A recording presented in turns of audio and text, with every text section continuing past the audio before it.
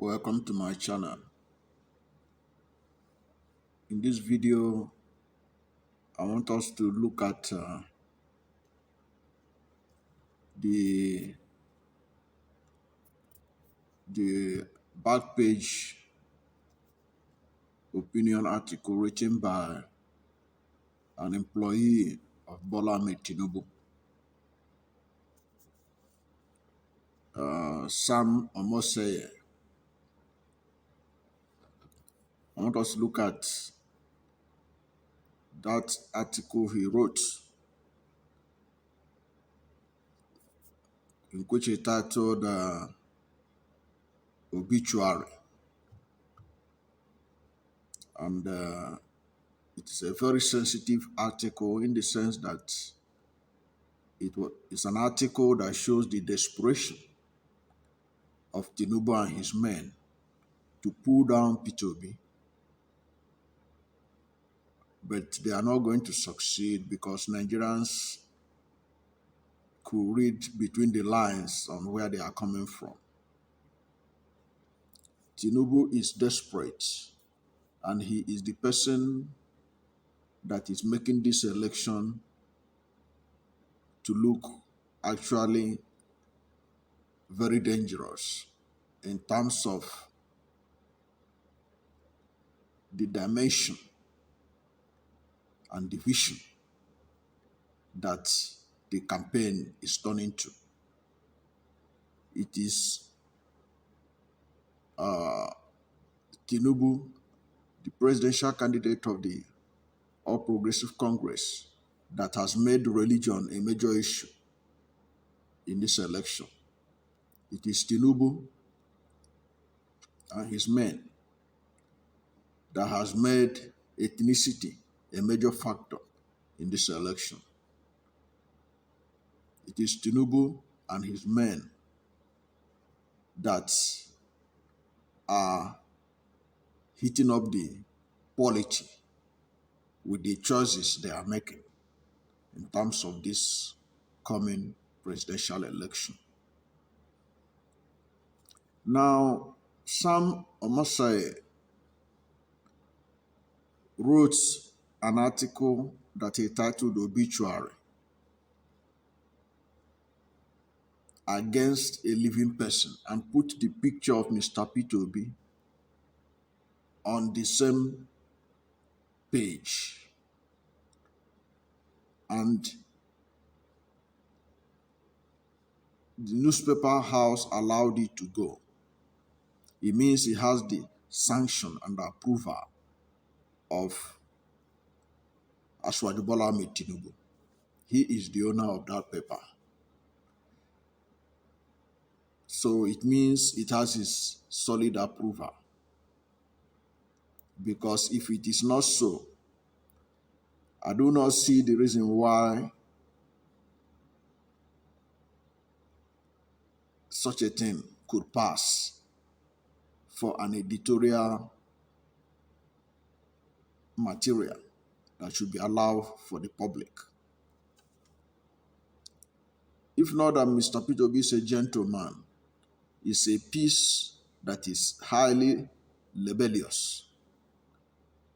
But let us leave that matter for now and deal with some of the issues that Sam Omatseye raised in that his Satanic obituary piece. And I will also dwell on the desperation of Tinubu and his men to get to power in 2023 by all means. And only God knows the level they could go to achieve the presidency if Nigerians are not careful with them. If you look at the hogwash that Sam Omatseye, a veteran journalist who should know better, at the age of 61, and after spending decades practicing journalism, you would think that he knows, he should be able to know what is publishable and what is consumable and what is allowed by codes and ethics of journalism. He threw us to the gutter because he is practicing journalism of the stomach. Because if it is not so, there's no way he would have gone to press with the material he went to press with. And to show you how mischievous and how cowardice the whole thing, the man is, because he's a coward. When he published that, his hogwash on Facebook, he blocked the comment box so that nobody can comment because he knew what he was doing. He knew that Nigerians will come after him because it was trash that he wrote. It was filled with lies, innuendos, speculations, and no element of truth whatsoever in what he wrote. So he deliberately wanted to cause confusion and therefore block people from commenting. Because if he's not a coward, he should have stood by his words and allow people to comment on what he had written. Because communication is not a one-way traffic. When you communicate and there is no response, no feedback, you have not actually communicated. Every professional communicator can tell you this. That is why even those who invented Facebook, Twitter, and all that, you see they make provision for reply, for comment, because they know that communication is not a one-way traffic. It is a two-way traffic. The message that is sent and the response of those who receive the message. But he's a coward. He didn't want to hear a critical response to what he had written. So he blocked the comment box. This is the first time he has ever done it since I know him on social media. So therefore, it shows that he was out for mischief from the beginning. Now, what was the things he wrote about? He was saying that the support of peterobi is basically his support is only coming from the southeast, that those who are previously supporting IPOP, the separatist organization run by Nnamdi Kanu, that they are now supporting peterobi. But he was being mischievous. If you go and check the result of 2019 presidential election, in which peterobi was the vice presidential candidate of the PDP, you will discover that even before that election, the IPOP had said that people should not participate in that election. But people defied that order by IPOP and participated and voted overwhelmingly for peterobi as the vice presidential candidate of the People's Democratic Party. Because peterobi was in that vote, PDP swept the whole of Southeast and defeated the APC with a wide margin.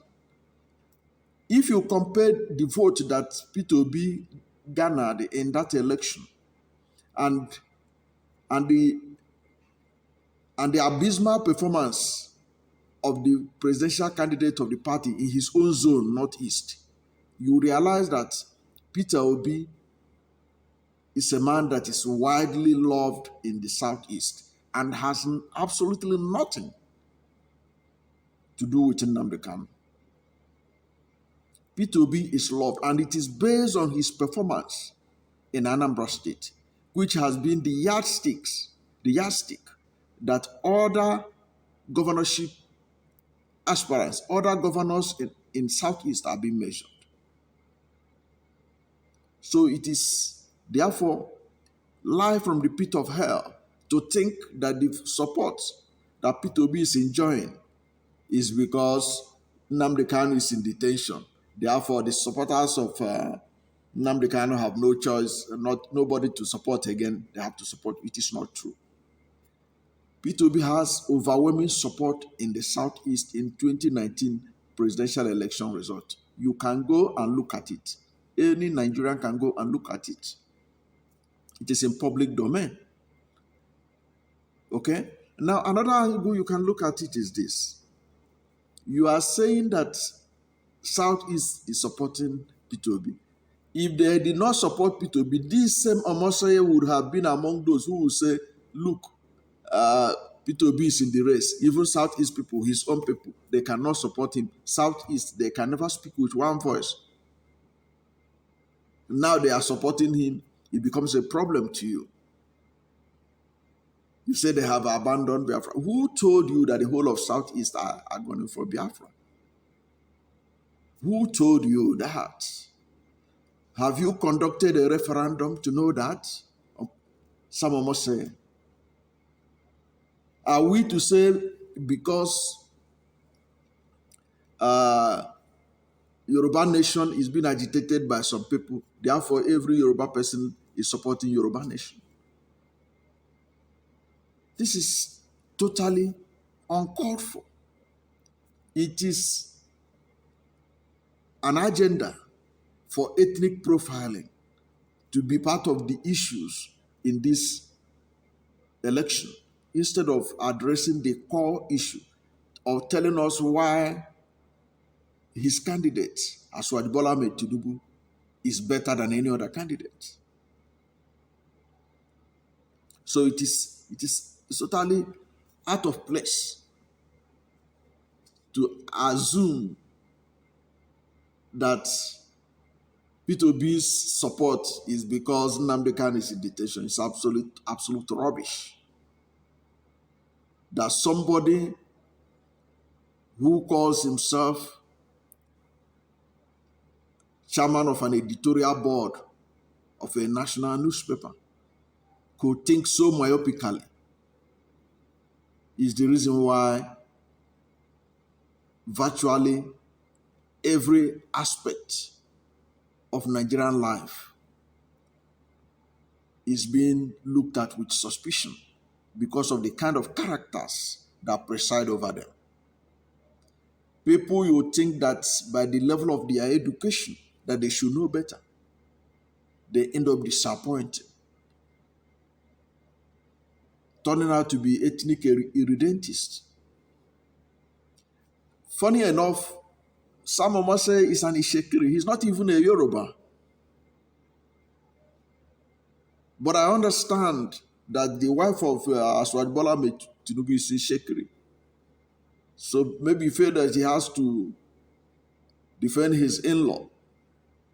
But that's not how to go about it. That is not the way to go about it. The truth of the matter is that the support for Mr. P2B goes beyond the Southeast. He was trying to also to look at the support base of P2B to be that of restricted to Southeast. It is not true. Of course, he betrayed himself in another subsequent portion of the hogwash that he wrote. First, now you said that it's because Nnamdi Kanu is in detention, therefore IPOB supporters are now supporting P2B. In the same breath, he made some allegation of some of the unprintable things that he said that Nnamdi Kanu said about Mr. P2B. So Nnamdi Kanu, from all indication, never liked P2B. Nnamdi Kanu, according to Sam Omatseye, made video in which he was attacking Mr. P2B or whatever. Now, is that not a sign to you that it is not possible for those who support Nnamdi Kanu to support somebody their leader does not love. But he was so overwhelmed by hate and of course by his stomach that he didn't even see the contradiction in what he was driving about. And it's also important to note that the peterobi movement is a pan-Nigerian movement. It is not only people from Southeast that are at the center of it. People from South, Northeast, Northwest, North Central, Southwest, the whole of Nigeria is a pan-Nigerian project.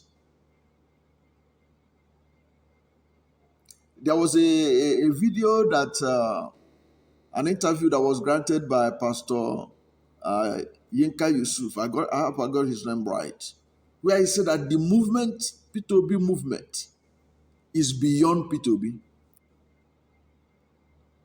It is a movement that its time has come, and it is beyond peterobi. People can go and look for that video and watch it. peterobi support cut across all parts of Nigeria. There is a big office that has been donated to peterobi right here in Abuja by a northerner.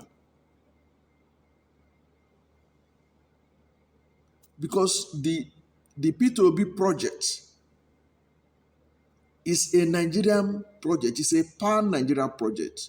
People that are driving it are from all over Nigeria, from all sections, all religions. It is not an ethnic agenda.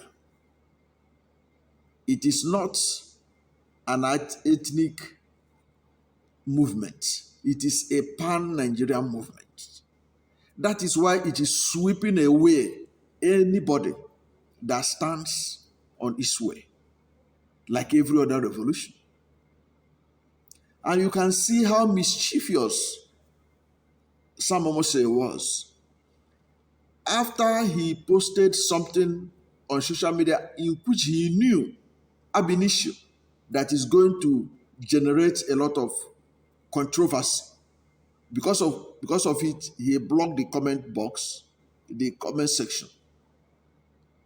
He now ran to Twitter to go and allege that there's a threat to his life, that if anything happens to him, that peterobi will be held responsible. He said that peterobi should call his supporters to order, that if he doesn't do that, if anything happens to him,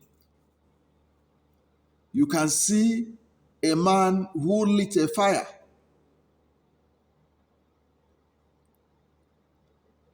ran out of the fire that he had put on to claim that he is now a victim of an action that he deliberately put out, of the fire he lit by himself. I don't think any reasonable person is threatening Sam Omatseye because of what he wrote. Because Nigerians could read between the lines. They know he's playing the role assigned to him by his master, as well as Bola Ahmed Tinubu, the man who pays his bill, the man who provides for him the comfort he could never provide for himself. We understand that. Nigerians know that. I don't think anybody is threatening him. In fact, he is even the one that should be accused of threatening, because by putting that obituary, it could be interpreted as a signal to threaten the life of Mr. Peterobi. So Mr. Peterobi can turn it around and say, okay, if anything happens to me, Omatseye and his paymaster should be held responsible. He can do that. But Mr. Peterobi is a gentleman.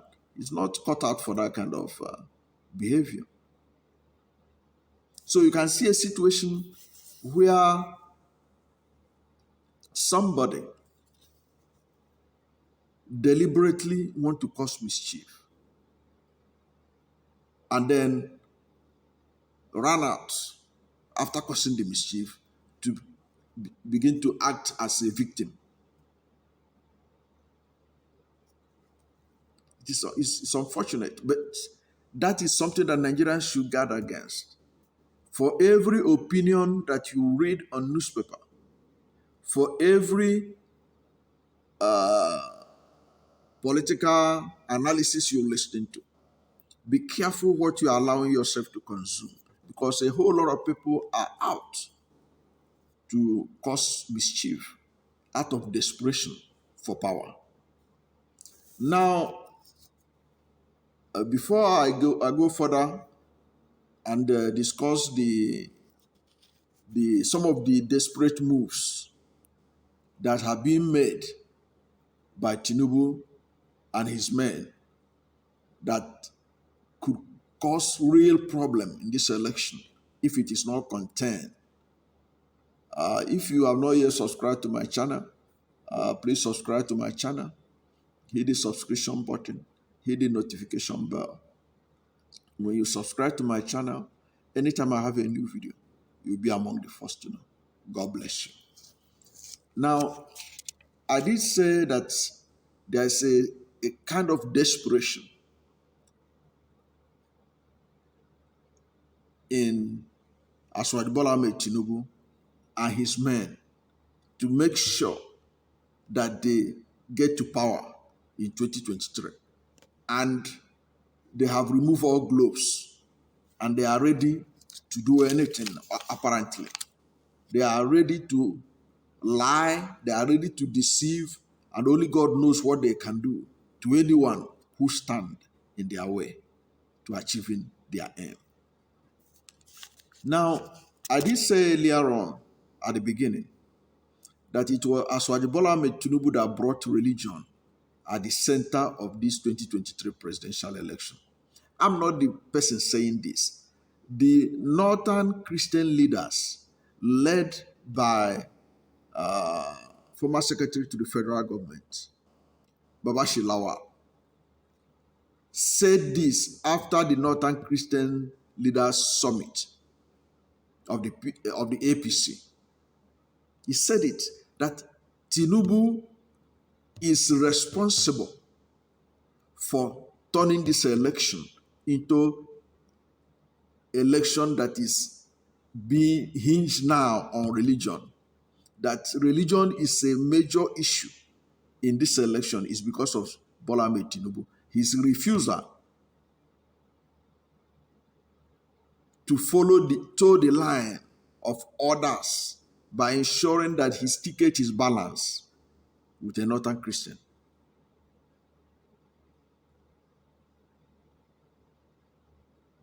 But he refused to do that.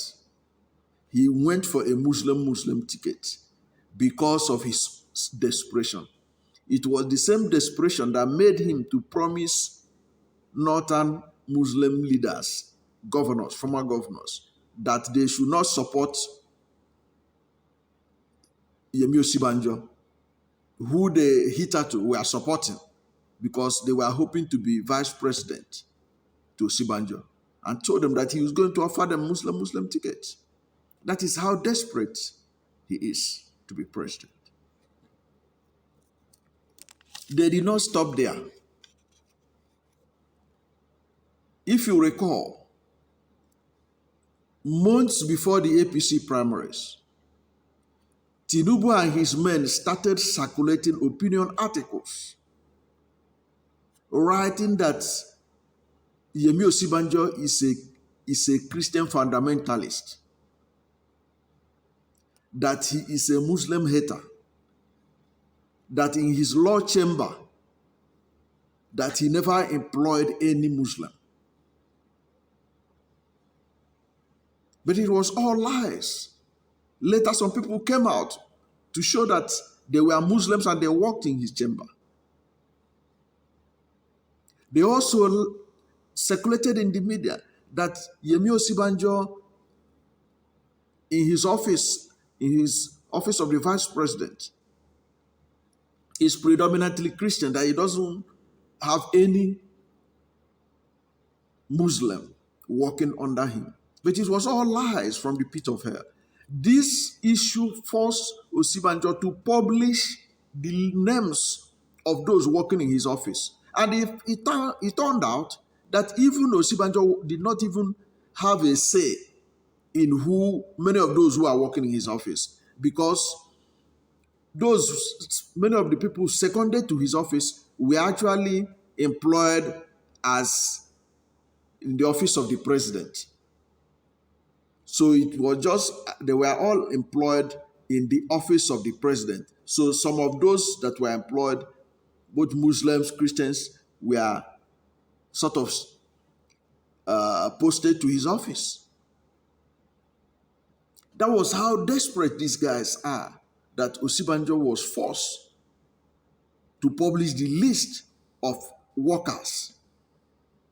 Because what was the reason? Because they want to do everything to demarcate Osinbajo in the eyes of northern Muslims, so that Osinbajo will be abandoned. And the support that's supposed to go to Osinbajo ahead of the APC primaries will go to Tinubu. That was what they did. I think I will look for some of these articles and some of these issues and put them at the bottom of this video, so that people will see how desperate, how mischievous these people are to run anybody down. Now, having taken down Osinbajo, the next person they want to take down now, who they feel stand in their way, is Mr. Peterobi. If you read that article, you see that Sam Omotseye was not happy. He mentioned the fact that Peterobi is taking over South and Southeast. He's not happy about that. And he's saying that Peterobi is now presenting himself as the representative of the North, of the South, and the representative of the Christians. So these are his problem. But they were the one that turned the campaign into issue of Muslim-Christian issue. Because if they had done the right thing, there would be no need for religion to become an issue that it has become in this coming 2023 presidential election. Now, you can also see the desperation of the